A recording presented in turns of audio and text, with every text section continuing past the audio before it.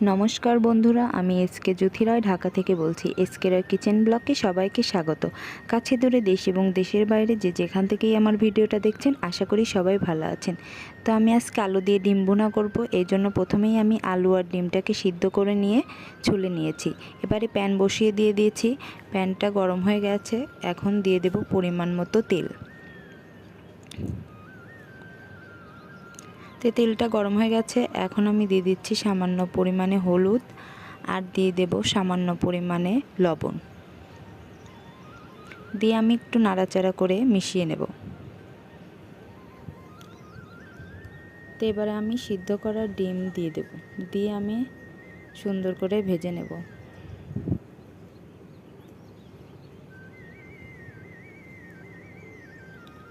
আমি একদম কড়া করে ভাজবো না, হালকা একটু লালচে লালচে করে ভেজে নেব।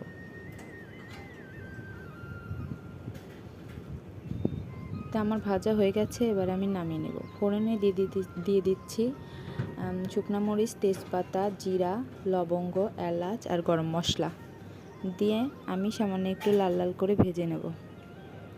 তো আমার ভাজা হয়ে গেছে, এবারে দিয়ে দিচ্ছি পেঁয়াজ কুচি। পেঁয়াজ কুচি দিয়ে আমি আবারও নাড়াচাড়া করে লাল লাল করে ভেজে নেব।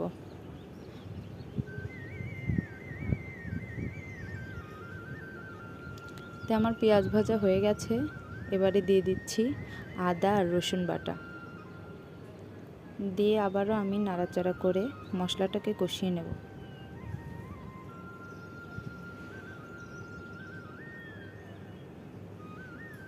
এবারে দিয়ে দিচ্ছি জিরা আর ধনে বাটা,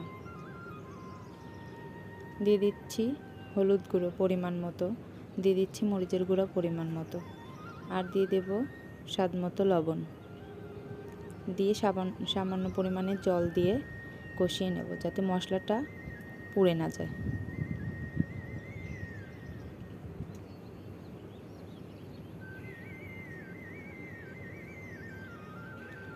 তো এদিকে মশলাটা কষানো থাক, আর আমি যে আলুটাকে সিদ্ধ করে নিয়েছিলাম সেটা হাতের সাহায্যে ভেঙে ছোট ছোট টুকরো করে নেব।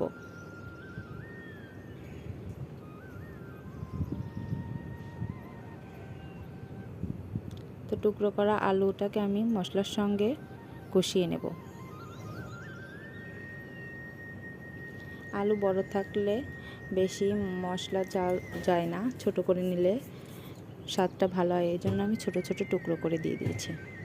তো এবারে দিয়ে দেব কাঁচামরিচ কুচি, দিয়ে আমি আবারও নাড়াচাড়া করে মিশিয়ে নেব।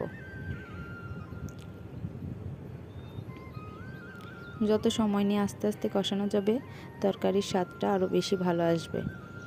তো এবার আমি ঢাকনা দিয়ে কিছুক্ষণ কষিয়ে নেব। আবারও ঢাকনা তুলে আমি নাড়াচাড়া করে দেব। তো এভাবে আমি কিছুক্ষণ সময় নিয়ে কষিয়ে নেব।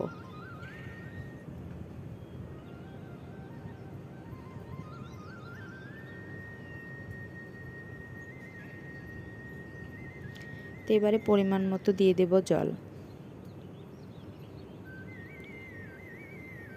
বেশি দেব না, যেহেতু আলুটা সিদ্ধ করা আছে আর আমি সুন্দর করে কষিয়ে নিয়েছি।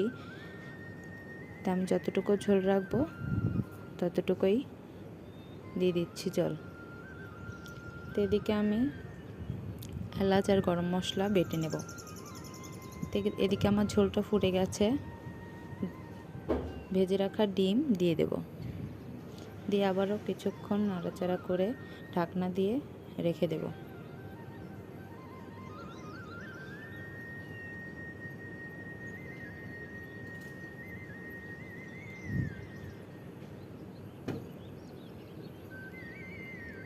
তো ঢাকনা খুলে আবারও আমি একটু নাড়াচাড়া করে নেব। ঝোলটা সুন্দরভাবে ফুটে গেছে, আর আমি যতটুকু পরিমাণে ঝোল রাখবো ততটুকু হয়ে গেছে।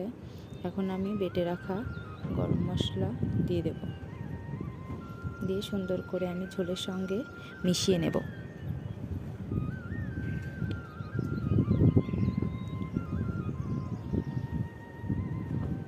একদম তরকারি নামানোর আগে গরম মশলাটা দিলে গরম মশলার ফ্লেভারটা তরকারিতে থেকে যায় আর খেতেও দারুণ লাগে। তো আমি নামিয়ে নিয়েছি। আমার ভিডিওটা যদি আপনাদের ভালো লেগে থাকে তাহলে অবশ্যই লাইক, কমেন্ট অ্যান্ড শেয়ার করবেন। আর এখন আমার চ্যানেলটাকে যারা সাবস্ক্রাইব করেননি তারা আমার চ্যানেলটাকে সাবস্ক্রাইব করে পাশে থাকবেন। আশেপাশে একটু বাজে সাউন্ড আসতে পারে, এই জন্য ক্ষমার দৃষ্টিতে দেখবেন। সবাই ভালো থাকবেন, সুস্থ থাকবেন। নমস্কার।